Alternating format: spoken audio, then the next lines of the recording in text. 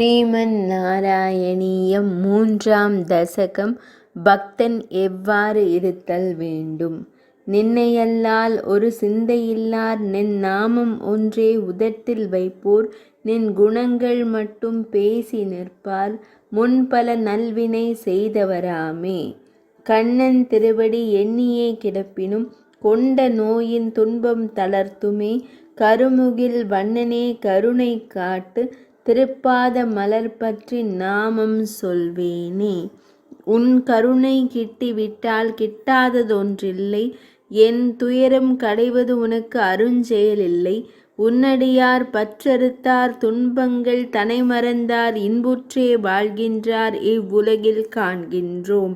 வேதியர் நின்னடி தொழுதார் துன்பங்கள் நீங்கப் பெற்றார்.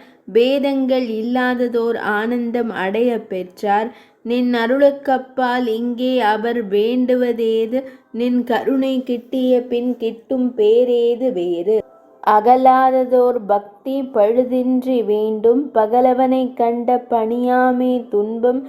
வேதமிது இதிலே ஐயமொன்றில்லை. வேத முனி சொல்லும் நின் வாக்கும் அன்றோ? தொடங்கும் போது இனிமை கொடுக்கும். தொடரும் போது துன்பம் நீக்கும். முதிரும் போது ஞானம் நல்கும். புதிரான ஆத்ம போதம் தருமே. துயரம் களைவாய் கண்ணபிரானே தூரம் கடந்த சந்ததி அடைய வைரம் போன்ற ஆள்கள் வேண்டும். ஆராதிக்க கைகள் வேண்டும். கண்ணால் உந்தன் உருவம் கண்டு இன்ப கண்ணீர் சிந்திட வேண்டும். கண்ணா எந்தன் நாசி உனது துளசியை மட்டும் முகர்ந்திட வேண்டும். பண்ணாய் உந்தன் லீலை தன்னை செவிகள் கேட்டு மகிழ்ந்திட வேண்டும். எண்ணியதுந்தன் முன்னில் வைத்தேன் எண்ணாததும் தந்தருள்வாயாக. கண்ணும் மனமும் கலங்கி உள்ளேன் கண்ணில் வந்து உள்ளம் புகுவாய். திருமேனி கண்டு சிலிர்த்திடும் போது ஒருபோதும் என்னை துன்பம் தொடாதே. தூயவர் இங்கே துன்புற்றிருக்க தீயவர் இங்கே மகிழ்வுறுகின்றார்.